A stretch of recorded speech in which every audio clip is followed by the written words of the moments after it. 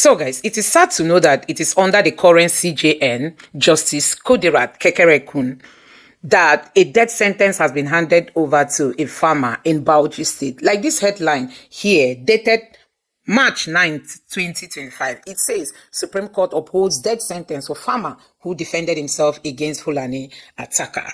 So the question remains if Fulanis are being given special treatment in this country. It is still something we don't understand, the way they are being treated in this country. We've seen attacks across the nation and nobody is being arrested. Recently, they were in the southeast, in Ebonyi State, in Enugu State, causing a whole lot of carnage, and not even one of them has been arrested. The only Igbo youth leader who came out to criticize the governor of Ebonyi State was arrested by the police. I mean, the governor used his authority to send the police to arrest him, and the police arrested him. Till now, he's still in jail. While these Fulanis that actually went by people, and the women who protested said they were even sleeping with their women, and none of them is being arrested. Mr. Speaker, distinguished honorable colleagues, my name is Ikenga Imo Ugochinyere.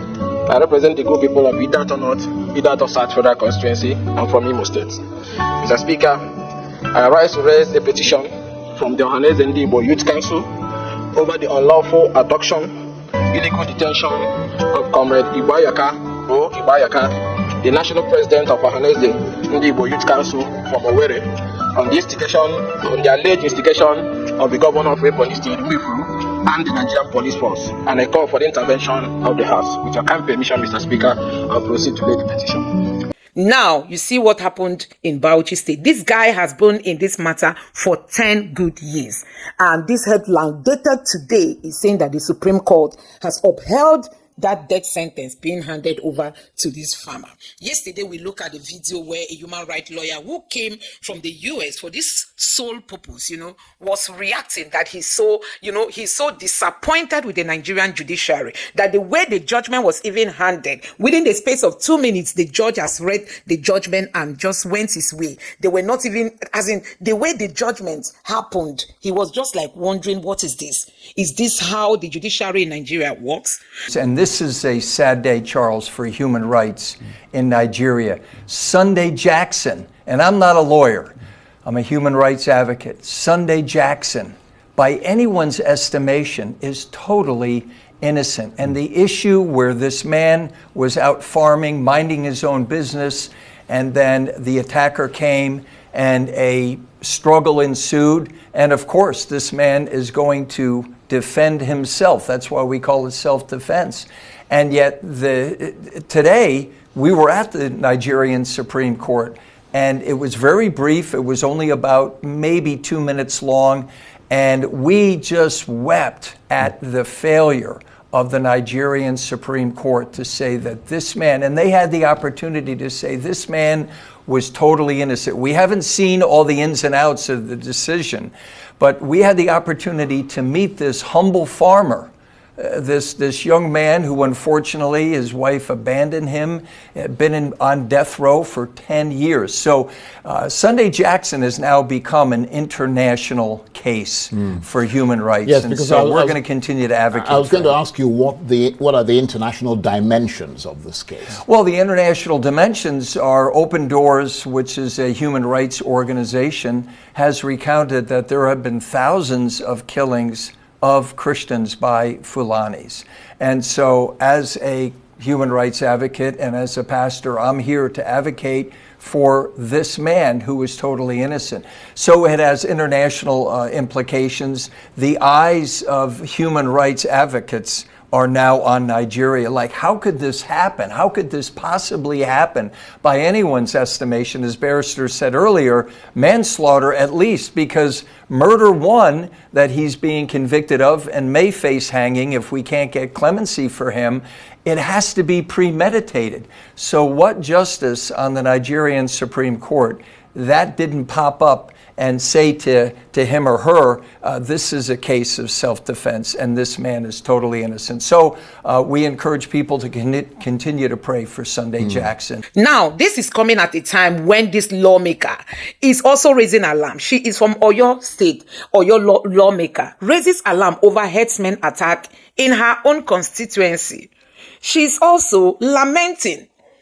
We know that the Southwest has always been, under the attack of the Fulani headsmen. You go to places like Ibadan and other places that this Amotekun, the security outfit has been trying to contain their menace. But guess what? They've not been able to do that because you try to prevent them from this side, they go through the other side. And there's been this back and forth, fighting these terror guys. But one keeps wondering, why is Tinubu's government not taking a tough stance against these Fulani headsmen? They work as if they are so special to Nigeria.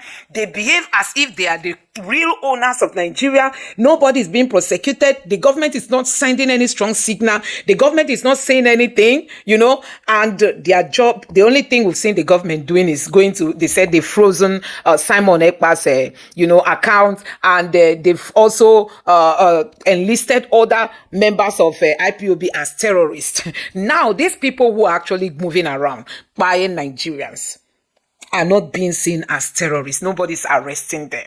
So, guys, it is really so sad to see that all these kind of things are happening under Tinubu's leadership. And now, take a look at this headline. This one says, Nigeria's terror attack ranked among the world's deadliest. Attacks in Nigeria, be it from Fulani headsmen, be it from bandits, be it from the Boko Haram, is being seen as the world deadliest. As in, because when you look at it, countries like Iran, Iraq, Afghanistan, Pakistan, those countries that when you think of terror, you think of those countries.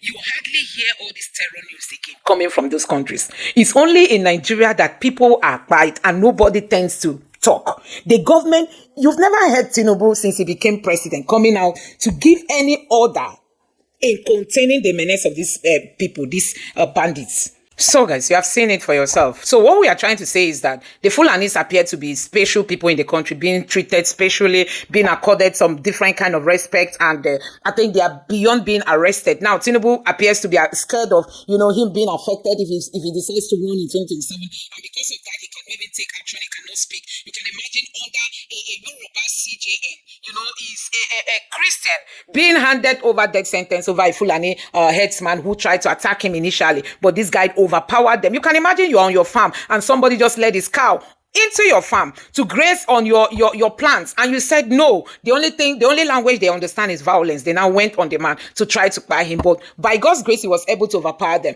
And for 10 years, this guy has been held, in prison. That he must face death sentence. They've held him for 10 years. Like the United States human rights lawyer was saying, he said the wife of this man has left him. It's like he's just empty. He's not on his farm. He doesn't have his freedom. He doesn't have his family and all kinds of things. Now death is waiting for him because he tried preventing the Fulani guy from attacking him. So we must all condemn this, and I just hope that the Tinubu's government must sit up. I think we are all Nigerians. If this was to be happening under Buhari, people will say it's because Buhari is a Fulani man. Buhari is citing his brothers. But this is happening under somebody from the Southwest. When people say, Tinubu is going to deal with the North. Tinubu is going to deal with the North. Tell me what he has done to the North. Tinubu cannot face the North because he's looking for second term. He's looking for second term, and Nigerians are dying all over the places. And like you can see, this headline says, Nigeria terror attacks are ranked among the world deadliest. This is sad under somebody who said he ruled Lagos, and because he was able to build Lagos, that he'll be able to build Nigeria. Can see Nigeria collapsing under the Tinubu's government. Anyway, guys, let me know what you think about this in the comment section below. Please don't forget to subscribe to the channel, turn on the notification bell. Please give this video a like so that YouTube can recommend it to others, and drop your thoughts in the comment section below. Thank you.